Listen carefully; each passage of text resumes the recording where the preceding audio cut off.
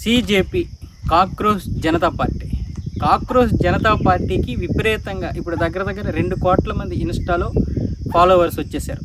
1,90,90,00,000 మంది దాటిపోయారు. 2 కోట్లు కూడా దాటిపోయే అవకాశాలు ఉన్నాయి. అయితే ఇక్కడ ఈ ఫాలోవర్స్లో 45% ఒక్క పాకిస్తాన్ నుంచే ఉన్నట్లుగా తెలుస్తోంది.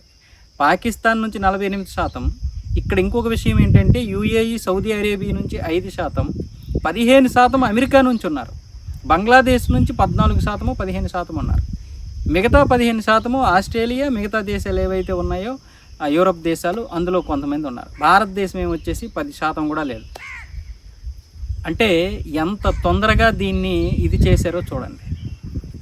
నేను అనేది ఏంటంటే కాక్రోచ్ అనే పార్టీ వెనక లేదా ఆ యొక్క వ్యవస్థ వెనక, సంస్థ వెనక ఎవడూ లేకపోతే దానికి మంచి ఫాలోయింగ్ ఉండేది. సరే, ఆ ఫాలోయింగ్కి మంచి విలువ ఉండేది. వీళ్ళందరూ కూడా దేశానికి వ్యతిరేకం కోసం వచ్చారు, దేశాన్ని వ్యతిరేకించడం కోసం వచ్చారు. దేశాన్ని ప్రేమిస్తున్నటువంటి ఈ బీజేపీ లాంటి పార్టీని నాశనం చేయడానికి వచ్చారు. ఇలాంటివి నిలబడవు. సిజేఐ సూర్యకాంత్ గారు ఏదో మాట అన్నారు కాబట్టి మేము దాన్ని ఉద్దేశించి దాన్ని బేస్ చేసుకొని పార్టీ పెడుతున్నాం మా నిరుద్యోగులందరూ అంటే మంచిదే. అప్పుడు ఖచ్చితంగా ప్రభుత్వాలు దిగుతాయి, లేదా మీ దారికి వస్తాయి, లేదా మీరు అనుకున్నటువంటి ఆశయాలకి అవి కూడా తోడ్పడతాయి, లేదా ఖచ్చితంగా ప్రజల నుంచి దూరం అయిపోతాయి, కనుమరుగైపోతాయి.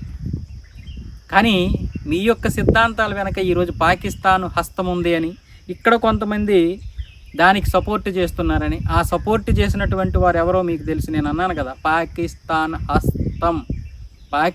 హస్తం దీని వెనక ఉంది, ఇక్కడ హస్తం కూడా దాని వెనక ఉంది. అర్థం చేసుకోండి.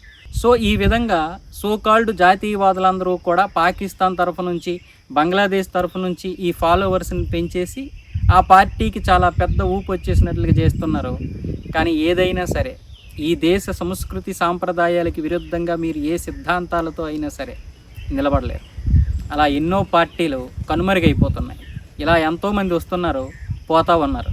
అనవసరంగా మీరు మీ సిద్ధాంతాలను మార్చుకొని, లేదా ఎవడో సిద్ధాంతాలను మీ సిద్ధాంతాలుగా రుద్దే ప్రయత్నం చేసినా, లేదా ఇవి మా సిద్ధాంతాలని చెప్పి మీరు వేరే దేశానికి అలాగే మన జాతీయవాదానికి వ్యతిరేకంగా ఉంటే మీరు కూడా కాలగర్భంలో కలిసిపోతారు. ఎంతోమంది కలిసిపోయారు. అసలు మీరు కాక్రోచ్ అని పెట్టడమే కరెక్ట్ కాదు. కాక్రోచ్ అంటే మీరు ఏ అర్థంతో పెట్టారో తెలియదు, కానీ అదంటేనే చాలామందికి ఎలర్జీ. అలాంటి ఎలర్జీ కలిగినటువంటి ఒక పురుగు పేరు పెట్టారు. తప్పేమీ కాదు. కానీ ఇక్కడ మీరు అంతకంటే దరిద్రమైనటువంటి ఎలర్జీ అయినటువంటి వాటిని చూస్తేనే జుభిక్షాకరంగా ఉన్నటువంటి కొన్ని పార్టీలతో చేతులు కలిపారు, దేశాలతో చేతులు కలిపారు. దేశాన్ని ఎప్పుడెప్పుడు విచ్ఛిన్నం చేద్దామా అని చూస్తున్నటువంటి శక్తులతో మీరు పోరాడుతున్నారు. పోరాడడం అంటే వాళ్ళతో కలిసి దేశం కోసం పోరాడుతున్నటువంటి పార్టీల మీద పోరాడుతున్నారు. ఇది చాలా నాశనం అయిపోతుంది. మీరు బయటకు వచ్చి మీరు బీజేపీతో ఖచ్చితంగా పోరాడండి, తప్పేం లేదు. లేదా కేంద్ర ప్రభుత్వం తీసుకొచ్చినటువంటి ఆ పథకాల గురించి తప్పుపట్టండి, తప్పు లేదు. అవినీతి గురించి బయటికి తీయండి. మన నీట్ లీక్ అయింది, దాని గురించి మాట్లాడండి. ఖచ్చితంగా అది తప్పే, దానికి బాధ్యత వహించాల్సిందే ఎవరైనా సరే. దానికి ఎవరు బాధ్యత వహించాలో వాళ్ళు బాధ్యత వహించాలి. నీట్ లీక్ అవ్వడం అనేది చరిత్రకి, మన దేశానికే నాశనం, మన దేశ భవిష్యత్తుకి నాశనం ఖచ్చితంగా. దాన్ని నేను ఎప్పుడూ కూడా క్షమించను అలాంటి వాటిని. కానీ మీరు విదేశీ శక్తులతోటి లేదా ఈ దేశానికి వ్యతిరేకంగా పోరాడుతున్నటువంటి శక్తులతోటి పోరాడకండి. ఈ విషయం నేను చెప్తే ఇదే మాట అంటారు, బీజేపీకి సపోర్ట్ చేసిన ప్రతి ఒక్కడూ కూడా ఇలా పాకిస్తాన్, బంగ్లాదేశ్ పేర్లు చెప్తారు అనుకుంటారు. కానీ వాస్తవానికి ఆ పేర్లు ఉన్నాయి కాబట్టి చెప్పాం. దీన్ని ఇప్పుడు వాళ్ళు ఏ విధంగానే అనుకోవచ్చు, కానీ ఖచ్చితంగా నిజాలు అనేవి త్వరలోనే బయటపడతాయి. జై హింద్.